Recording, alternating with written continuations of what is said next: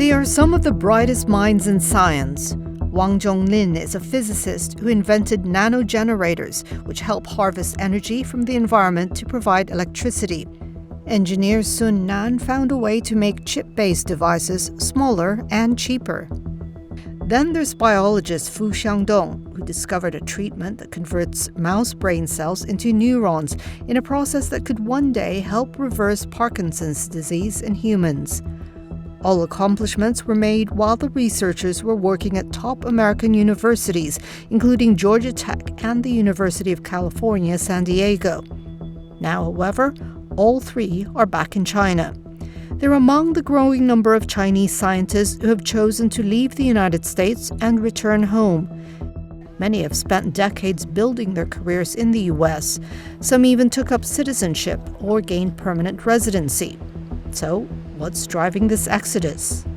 The environment of research and development in the United States has shifted drastically in the last few years, particularly following the start of the China Initiative, which set out to combat economic espionage, but ended up racially targeting many Chinese scientists and also scientists with affiliations to Beijing. The China Initiative was launched in 2018 by the U.S. Department of Justice during Donald Trump's first term as president. By 2020, other U.S. institutions had followed with similar investigations, but most cases were no longer related to espionage or intellectual property theft. Instead, investigations focused on Chinese scientists who failed to disclose ties with Chinese institutions when filing their grant applications. Such affiliations included travel grants for collaborative research and joint academic appointments. Previously common practice and often encouraged, those links suddenly became problematic when Chinese institutions were involved. While many of the cases were dropped due to a lack of evidence, the ongoing scrutiny against many of the scientists has led to a lasting impact. Many of them lost funding, which greatly disrupted their lab operations. In the research world, you need a stable funding. That's why you cannot just operate in one period with a lot of resources, and all of a sudden you lose all the resources, and how can you continue? A lot of people's career was destroyed that way. Xiangdong is a leading molecular biologist. He was a professor at the University of California, San Diego, when investigations into his Chinese affiliations began in 2019. He maintained he had never acted inappropriately or illegally, but his funding was stripped and he was banned for 4 years from applying for grants from the National Institutes of Health, the largest funder for academic biomedical research in the U.S. A certain project get disrupted and it's very hard to continue. So by the time I get all the money back, I feel I was no longer in the productive mode. So I feel instead of giving up, I would better to start it over by going back and rebuild the team from scratch. Fu resigned from UCSD in December 2022, and after nearly 40 years in the U.S., packed his bags and left. While several scientists he knew in similar situations moved to Canada and Europe, Fu joined many others who returned to China. According to a study by a team from Princeton, Harvard, and the Massachusetts Institute of Technology, less than half of Chinese scientists who left the U.S. in 2010 chose to return to China. However, by 2021, the share of Chinese scientists heading home had risen to over 2/3. Some of the pull factors that China has for scientists include its research environment. Many scientists have expressed that China's strength in science and technology is what has drawn them to the country. China has risen as a global scientific powerhouse in recent years. It overtook the U.S. as the top country in scientific research, according to the 2024 Nature Index. And on Nature's list of the top 10 science institutions, 7 are based in China, while only 1 is American. The Chinese government is also luring scientists back with various incentive schemes and talent programs.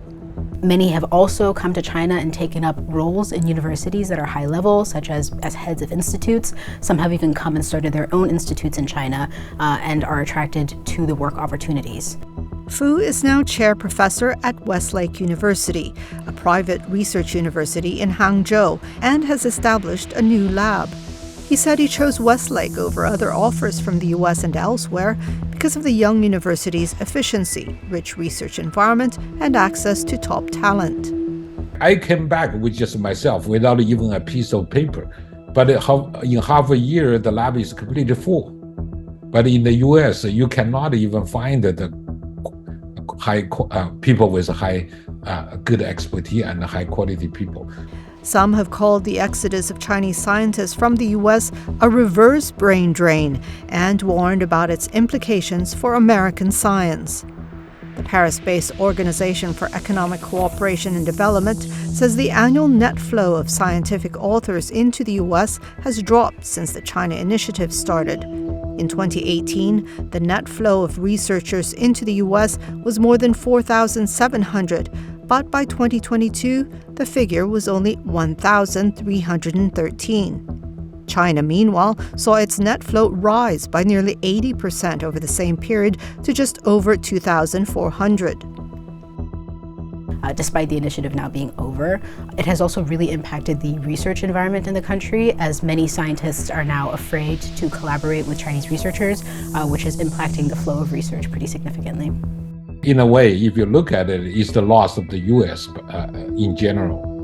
Not mention this is Speedis Institute based on the principle, based on the collaborative activities for humanity, right? Because we are not doing any sensitive research. Everything gets reported, and it's the knowledge belong to the entire mankind rather than to a specific country. The NIH investigated at least 214 scientists. As of June 2024, 112 of them ended up losing their jobs. The NIH then tried to mend ties with its Asian and Asian American scientists. Its director at the time issued a statement acknowledging the difficulties sparked by the investigations. But some scientists say it was too little, too late. Trump's return to office has also sparked fears of a potential revival of the crackdown and a more hostile research environment. Less than a month into his second term, the Trump administration has purged diversity initiatives from universities and pushed plans to cut billions in research funding through the NIH. If more Chinese scientists choose to leave the US and less Chinese students choose to come into the country, this could certainly restructure the research community. US and China scientists have also been pursuing less joint research together in light of the China Initiative and other political tensions. And if this continues, it could have a severe negative impact on the research community, global research community, because these are the two scientific powerhouses of the world.